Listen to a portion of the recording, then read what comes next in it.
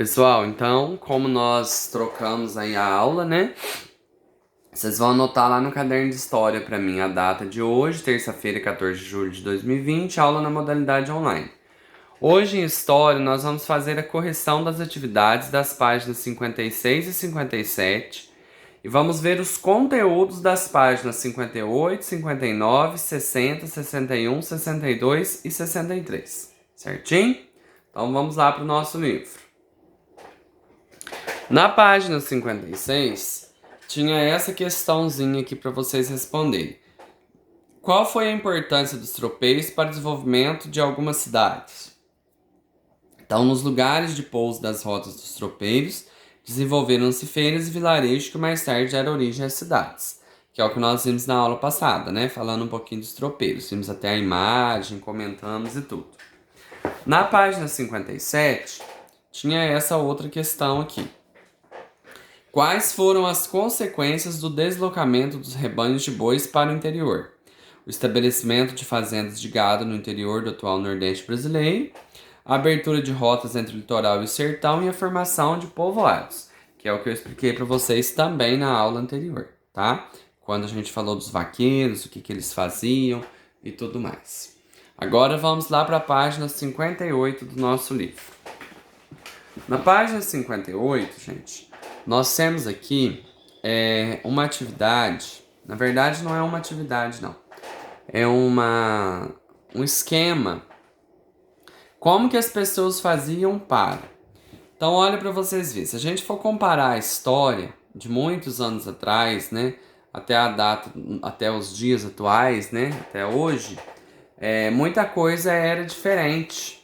Então, olha, comprar produtos para o dia a dia. No Brasil colonial, havia muita dificuldade para comprar mantimentos, roupas e utensílios domésticos de trabalho.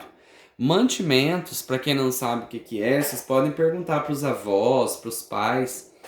O que a gente chama hoje de fazer compra, né? Você compra produto de limpeza, você compra feijão, arroz, né? Tudo que você precisa para casa. Antigamente se nomeava como mantimentos, né? A pessoa falava, eu vou na venda, porque não falava também supermercado. Vou na venda comprar mantimentos, tá? Era isso. Roupas e utensílios domésticos de trabalho. As distâncias entre vilas e cidades dificultavam o comércio.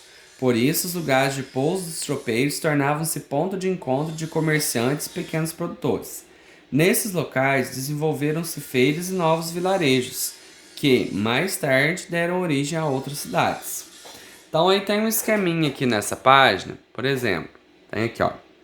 Além de conduzir tropas para vender mula e gado, os tropeiros levavam outras mercadorias para comercializar, como carne seca, cachaça e farinha, e abasteciam armazéns que vendiam alimentos, peças de vestuário e utensílios domésticos. O atravessador comprava grande quantidade de mercadorias a preço baixo e revendia por preços mais altos. As feiras também atraíam artistas e pessoas à procura de emprego. Então, olha, aí vocês vão analisando que tudo que está falando nos quadrinhos aí, a gente tem as imagens que mostram exatamente isso. Ilustração representando uma feira e local de pouso no interior do Brasil há 300 anos. Então, aqui tem uma feira, como vocês estão vendo, tem os artistas, né?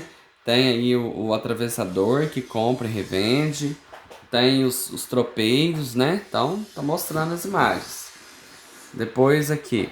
Durante essas feiras, muitos agricultores aproveitavam para comercializar o que haviam produzido naquela colheita. Então, aí tem a imagem mostrando eles vendendo, né? Com a exploração das jazidas de Minas Gerais, o ouro começou a circular mais e era usado como moeda. Aí a gente vê aqui a circulação do ouro.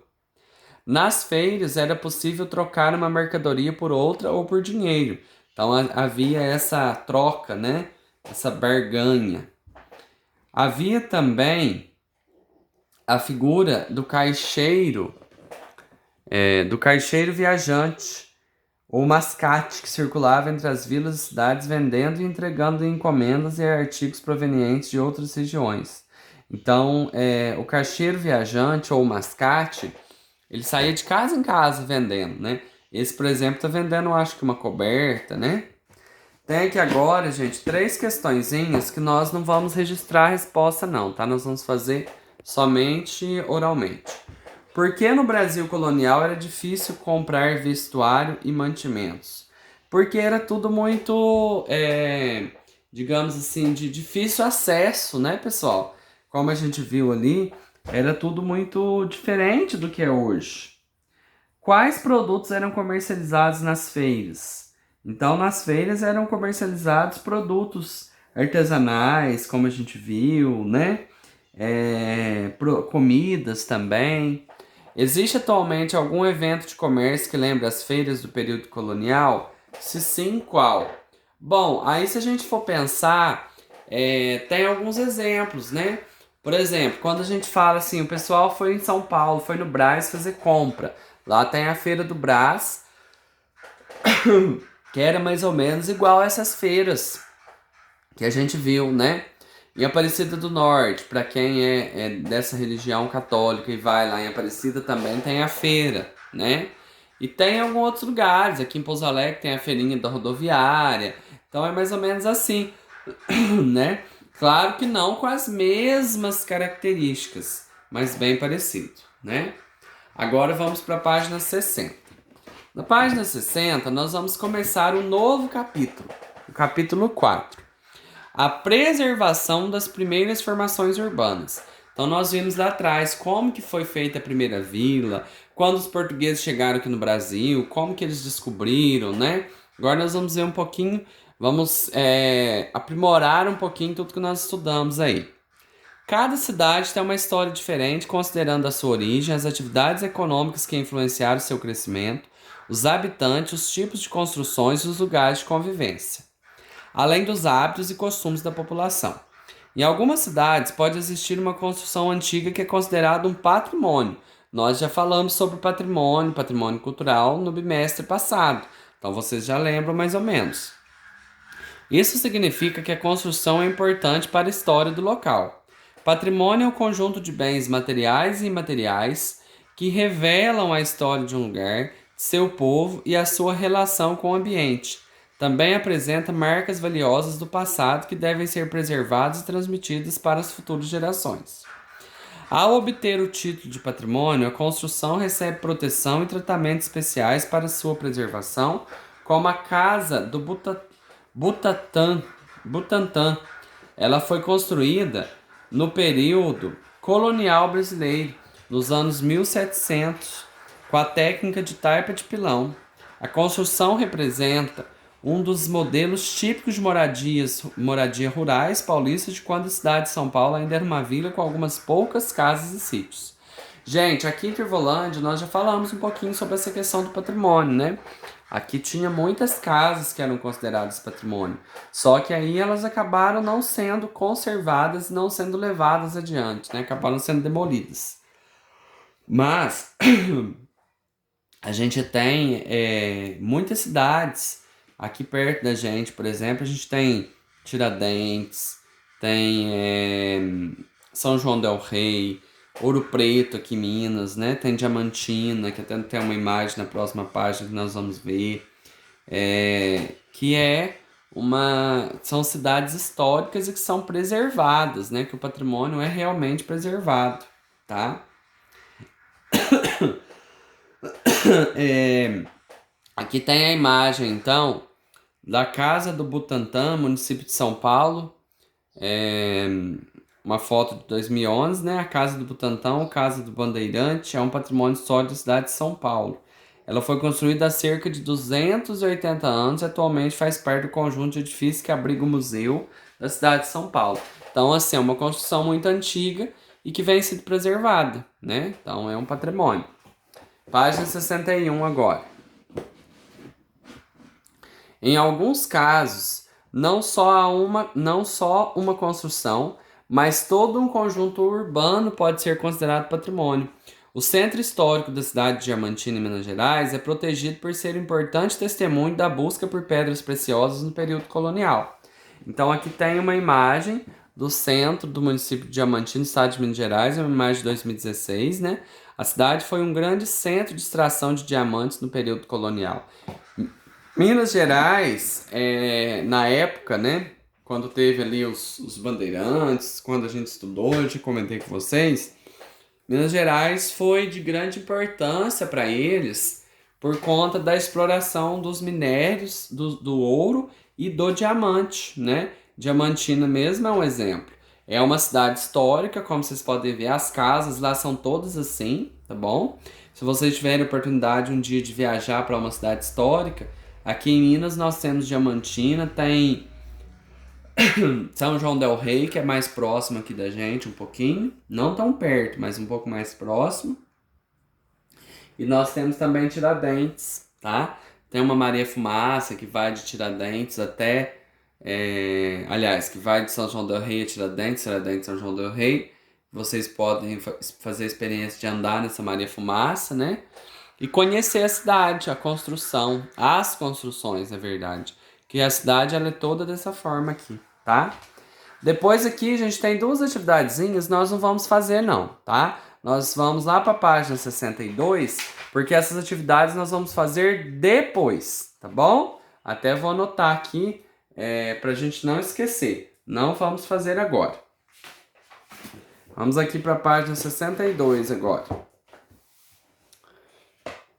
O meio ambiente é considerado patrimônio público e deve ser protegido para o uso coletivo. O patrimônio natural é composto de paisagens naturais, da fauna, da flora, dos minerais, entre outros elementos, os quais devem ser preservados pela sociedade. Muitas vezes as atividades humanas são determinadas e influenciadas pelas condições naturais do lugar em que a comunidade está inserida. O patrimônio histórico material e imaterial é o conjunto de bens que conta a história de um povo por meio de objetos, bens materiais e de saberes produzidos pela humanidade, bens imateriais. Então, isso que nós já estudamos no bimestre passado, né? Então, por exemplo, nós temos lá os diversos tipos de patrimônio. O meio ambiente também é um patrimônio. Aqui nós temos, por exemplo, o arquipélago de Fernando de Noronha, que é considerado um patrimônio natural no estado de Pernambuco, uma foto de 2014. É uma ilha, né, Fernando de Noronha, muito linda. Eu já tive a oportunidade de conhecer. Se um dia vocês tiverem a oportunidade, conheçam, porque é muito bonito, vale a pena. Só é difícil o acesso, né, porque como é uma ilha, então você só chega lá ou de barco, né, de navio ou de avião, né. Então, assim, a gente foi de avião, é um pouco... uma viagem, assim, bem... Como que eu posso dizer? Bem emocionante, né. Então, gente, patrimônio natural é tudo que é natural, tudo que é da natureza, né? Como falou que fauna, flora, os elementos, os minerais, né? Elementos que devem ser preservados. Patrimônio histórico, material e imaterial é o conjunto de bens que conta a história de um povo por meio de objeto. Então, lembra que na aula, nas últimas aulas que nós vimos sobre o patrimônio, nós estudamos aqui no livro mesmo, uma coroa, né, que tem lá no Rio de Janeiro, que é preservada e tal. Então, faz parte do patrimônio cultural material, né? Patrimônio histórico material, porque é material. O que é o imaterial? O imaterial são as festas, né? Eu dei um exemplo para vocês aqui em Intervolândia, Festa Rosário. É um patrimônio imaterial. Por quê? Porque você não pega a festa, mas ela existe, tá? Aqui a gente tem uma outra imagem. Conjunto formado por igrejas, pontes, casarões e fontes de água compõe o patrimônio histórico material do município de Ouro Preto, no estado de Minas Gerais, 2015. Então é outra cidade também que é bem conservada e bem histórica.